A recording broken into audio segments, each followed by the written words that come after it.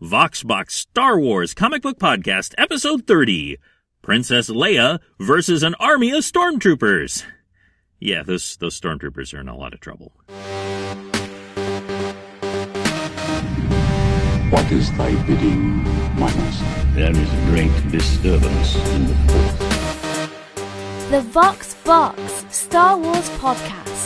Your source for Star Wars comics, news, and more. And now your host, Michael Corley. We have a new enemy. Welcome back to Vox Box Star Wars Comic Book Podcast. I'm your host, Michael Corley. Thank you so much for tuning in. Today we are covering Star Wars number 30, titled A Princess Alone. We open with Princess Leia coming to Metalorn, a planet that is one in the hundreds of Imperial factory planets. Its sole purpose to build the machines and weapons of the Empire. We see that Leia has disguised herself as the local labor force. The local labor force wears skin-tight, sort of greenish-gray overalls with visors. In this way, she should easily be able to blend in.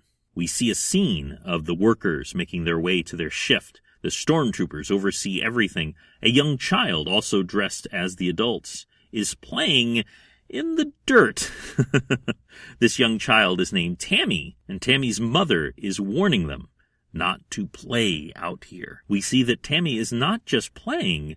Tammy is trying to plant seeds in the dirt to grow them for her family. Her mother is telling her that nothing can grow on Metalorn. All of its natural resources have been drained. But the child is full of hope and saying, no, well, maybe no one's just tried in a long time. Maybe it just needs care. And that's when a Stormtrooper interrupts this and tells him to get back to work. And he kicks the small attempt at planting to the side. We cut to a meeting of the ruler of this particular facility. It is Governor Corwinth. Governor Corwinth is a blonde fellow with a sort of old-style mustache. He is meeting with Baron Togg. We've seen Baron Togg before several times with his cybernetic eyes. He hates both the Empire and the Rebellion, but right now he's working with the Empire to further his own family's fortune. An underling is reporting that a weapon has been stolen from one of the Stormtroopers. A woman has stolen it. And that means that it's time for Dramatic Reenactment. Now it's clear why the good Baron fled. He must have known his weapon detection system would fail us. Is that supposed to comfort me?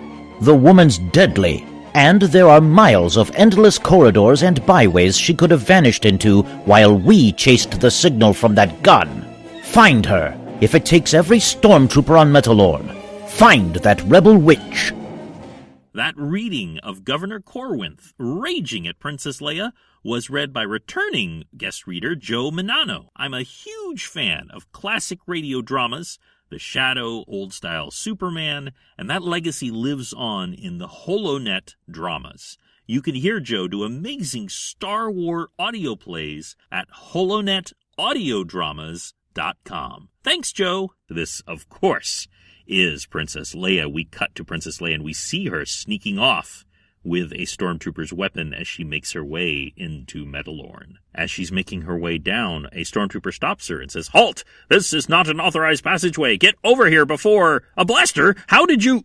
And she kills him, saying, "By acting while you Stormtrooper types are still talking." Unfortunately, there are more Stormtroopers. Unsurprisingly, they miss, but they are closing in on her. She has no choice but to do the ultimate hero move, which is to leap on a nearby sort of hover truck and make her way out, as the Stormtroopers can't follow because they're not awesome like she is, to leap off the balcony. We cut back to Governor Corwinth, and he is seeing if anyone has caught this young woman, but they have been utterly unsuccessful. When they track down where the ore that she jumped into was going, it is empty. She has escaped. They have tracked the weapon that she has made away with, and they find the compartment, but only find The weapon, Princess Leia, has escaped. Corwinth is going nuts. He can't believe that anyone would be able to escape. We cut to a lunchroom where the workers are finally getting a little bit of food, and Princess Leia is trying to meet a professor by the name of Horada,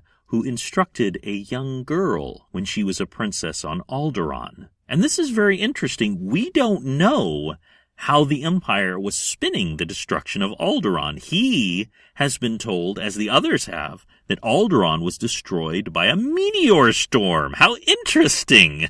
That the Empire was not telling everyone that they were going around blowing up worlds. However, this is overheard by Baron Togg. He had slipped away earlier. He has now pulled out his manufactured lightsaber and is leveling it at the princess. She's asking him how he could possibly know where she was, and he very cleverly explains that he got a voice print from her earlier. When the Stormtroopers were going after her, he then matched it to Princess Leia. He then matched anyone who had ever been to Alderaan and found this professor. He's pulling out shackles to tie up the princess. She takes her lunch tray and throws it in his face. Apparently all of his fancy moves with his lightsaber did not protect him from an apple in the face. He is enraged and says, "Blast you, woman, for that! You'll visit the Emperor as a corpse!" He tries to slash her with his lightsaber, but Princess Leia is very agile. She dodges out of the way. She kicks, causing him to fall, and she uses the shackle meant for her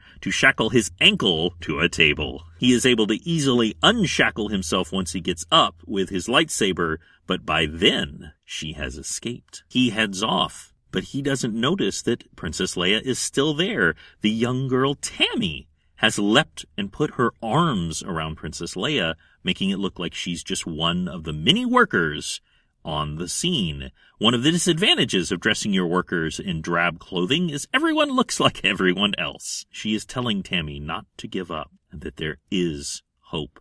And when she hugs Tammy before leaving, she says, "May the Force be with you." Tammy has never heard of the Force before, but she likes the way it sounds. The governor is trying to say he's got to do something, but it may already be too late. The seeds of rebellion may have already been planted. We see Princess Leia flying away with her scout team, and her pilot is saying, well, it's too bad you didn't get a chance to really talk to Professor Horada. And Leia is saying, that's true, but I think that a big part of the mission may have actually been accomplished anyway. Now that the people know that there's hope, now that they know that there's a rebellion going on, this plant may suddenly find itself not so reliable. A blaster might not be constructed right. A transceiver may get faulty parts. These are the little things that may help the rebellion survive and even win. All we have to do is give the galaxy hope. And outside, we see the young girl Tammy sneaking up to the place where she had been before,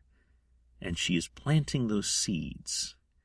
And it says that she's waiting for them to grow patiently and hopefully. And that ends Star Wars number 30. A fun little moment as an aside, showing the progress as the rebellion takes hold throughout the galaxy. I especially liked the damage control that the Empire was doing about the destruction of Alderaan. It makes perfect sense that they would spin the story to make themselves look as good as possible. You have a wonderful day, and may the Force be with you. No! You failed, Your Highness. I am a Jedi, like my father before me. So be it, Jedi. Thank you for listening to the Vox Box Star Wars podcast. Join the Vox Box Facebook page to keep up with the community. Have a great day, and may the Force be with you.